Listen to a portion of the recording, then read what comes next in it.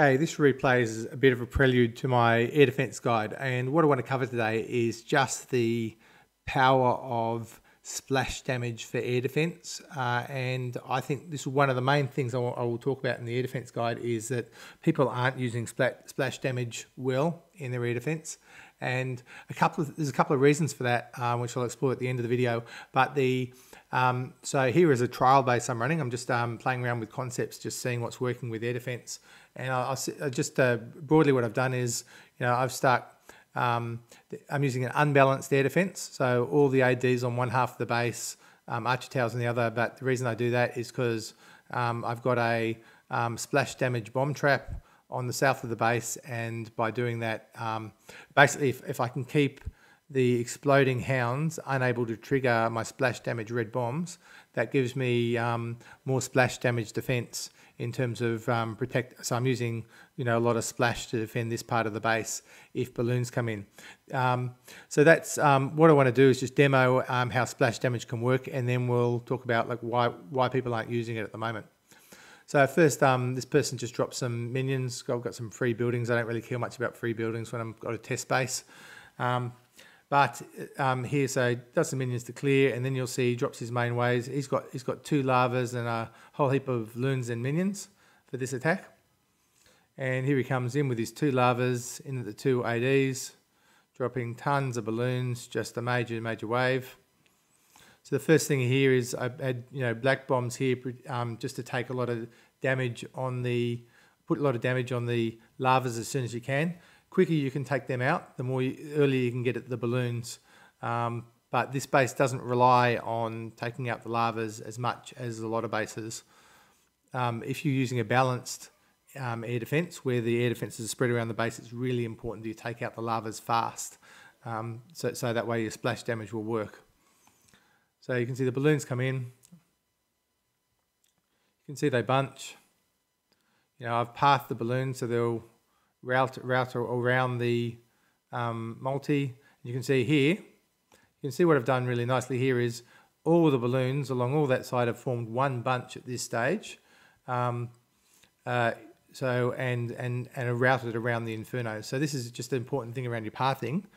If someone drops against the side, for goodness sake, route your balloons so they won't come to your inferno. Route them so they'll all form one bunch. If they're one bunch, they're gone as to splash damage.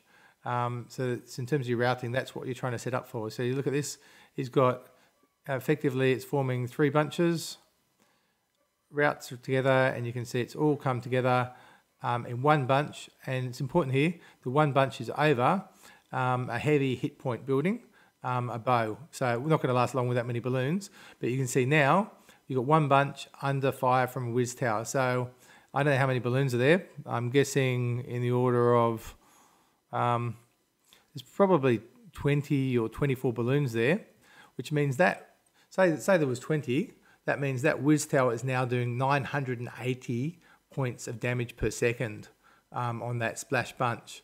So that's firepower. And if you can sort of set up your base, so I often see loons on the perimeter.